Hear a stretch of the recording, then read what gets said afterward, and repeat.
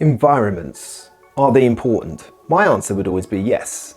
Yes, they're very important. When you're on a self-development journey, when you're trying to improve your life, trying to help yourself improve your life, it's important to look into your values because they build a nice solid foundation for the person you want to be. Helps you make the right decisions, helps you feel confident about making those decisions. So that's your values. Then you've got your limiting beliefs, the things you believe, the things that you consider to now be facts, when actually they're not facts, they're beliefs. Facts are facts, beliefs can change. Understanding those limiting beliefs will be vital towards figuring out firstly where they come from and secondly what you want instead. But once you've done all that, what's your environment like? Because your environment will do one of two things. It will either support the person you want to become or it will dramatically hinder your progress. The two areas that you really want to think about are the people that surround you and the way that your environment is set up. Here's an example. I've got a friend recently who had been unwell. She was a regular gym goer and she decided in the new year, after Christmas, to go back to the gym.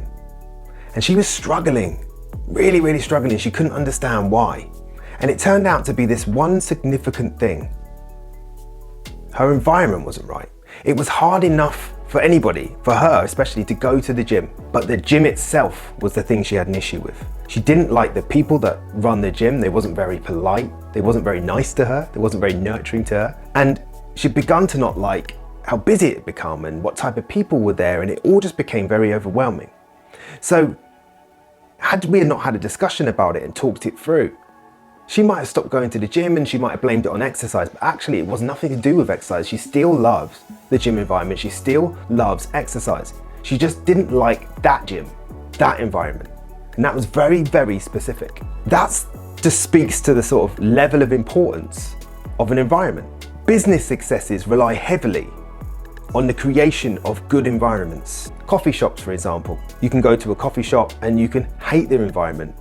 The pictures on the wall, the color they've chose for the walls, the carpet, the chairs, how comfortable they are, the tables, the cups they use, the smell that's in the air, the sounds, the music that they pick. All of these things should be on purpose. And if you get them wrong, then your business can fail. And it can be from something that can be easily fixed with a little bit of conversation, a little bit of understanding. People often think that they don't fit certain environments. But I sometimes wonder if it's the other way around. Maybe the environment just doesn't fit them. Because when you think you don't fit an environment, you start to blame yourself, you start to internalize, you start to think it's you and there's something wrong with you, when it could just be that the environment is not conducive to you. It doesn't suit you. You don't like it, you don't enjoy it. But we're very quick to blame ourselves for things. So the two areas I would look into are the people that you have surrounding you. They're part of your environment. People, places, and things. Things come with responsibility, and sometimes that responsibility can be demanding and can be off-putting and can be stressful. But the people in your life, they can nurture you. They can be your biggest cheerleaders and encourage you. They can motivate you. They can tell you to get on with it and stop moaning, or they can be there with you and encourage you to do those things. There are all types of people in this world, and I'd like to believe that most of them are very nice people. However, sometimes there are people that are jealous. Sometimes there are people that don't like seeing you become successful because it triggers something in them that makes them feel like they're not successful. Now, I've long believed that someone else's success doesn't mean that you're not successful. It just means that they're successful. But there are people out there, and I don't like to use the word sabotage because it takes away accountability, but some people aren't good for you. Some people will not be there to encourage you, but they'll be there to laugh at you when things don't go right. So it's really important that you pick the right people, or you just pick the people that you discuss your plans with. You know, that's important too, because there are people in our life that we can't avoid. And we know what that means, right? The next thing is the setup of your environment. If you've ever worked in an untidy office or an untidy workspace, you can't find anything. Your day becomes stressful, your day becomes longer, things start to get really ridiculous. And sometimes that can lead to you giving up and just not bothering. But when you work in a tiny environment, an organized environment, and an environment that encourages and motivates you to do better, then you do better. You see, everything is important. Everything is important. When you bake a cake, or you just make a meal, every ingredient is important. And there's two ways to look at the environments and the effect that they have on us. I like to use the analogy of when I used to be a PT. When I used to be a health and fitness coach before, people would come to me and ask me if they could lose weight and whether or not I would help. And a lot of the time the equation was simple but very hard to do. And that was input versus output. Eat less, do more. I often say that telling somebody that's had challenges around food and exercise their whole life to eat less and do more is like telling somebody when they've come second in a race, hey mate, if you'd run a bit faster, you might have won. It's not helpful. It's not helpful. But the equation is often input versus output.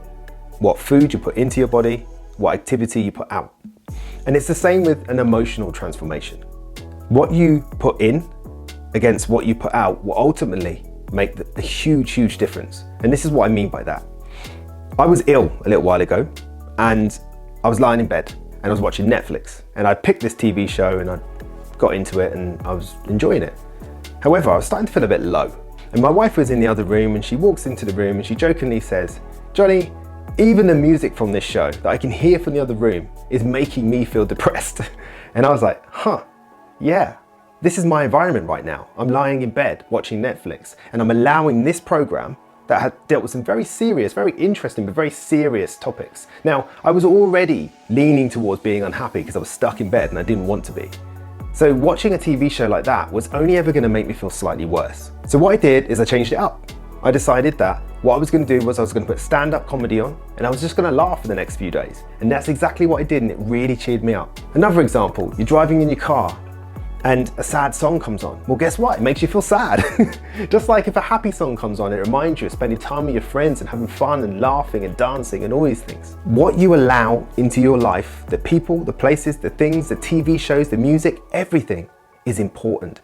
Everything influences how you feel, how you think, how you act. But likewise, everything you put out, our self-talk, the way that we refer to ourselves, the way we tell others about ourselves is a cue for how they're supposed to treat us. So if we constantly tell other people that we're not happy with the way we look, that we're not smart enough for this, that we're not intelligent enough for that we're not motivated enough for that we're lazy, that we're overweight, if we tell people these things, if we're constantly putting ourselves down, it's like an unspoken permission for them to do the same. Now, they won't do it because they're unkind, but you're teaching them, you're educating them how they should treat you.